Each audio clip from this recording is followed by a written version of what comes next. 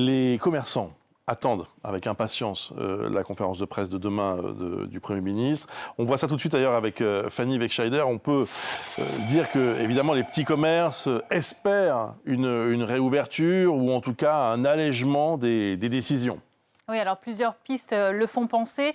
Commençons tout d'abord par les organisations patronales. Elles évoquent évidemment cette possible réouverture à condition que les commerçants, eux, mettent des mesures sanitaires plus strictes dans leurs établissements. Tout d'abord, il s'agirait par exemple de fixer, on va le voir tout à l'heure, on va le voir, une jauge d'accueil des clients plus restreinte que celle actuellement en vigueur. Au lieu de 4 mètres carrés autour de chaque client, eh bien, il faudrait par exemple passer au double, à 8 mètres carrés autour de chaque client. On comprend que c'est assez difficilement applicable pour les plus petites surfaces, les petits commerces qui en pâtiraient. Autre proposition, autre piste en tout cas de ces organisations patronales, il s'agirait de permettre la vente par prise par rendez-vous. Pourquoi pas en passant par l'application Tous Anti-Covid. Elle a déjà été téléchargée par plus de 9 millions de personnes et elle permet directement, immédiatement le signalement de tout cas contact. Donc c'est l'une des options qui est envisagée, mais qui ne serait pas forcément la meilleure des solutions pour cette fois-ci les plus grands commerces qui,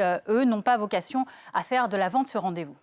Alors, le gouvernement a aussi fait des annonces pour préserver l'activité de ces petits commerces, en particulier à l'approche des fêtes de fin d'année.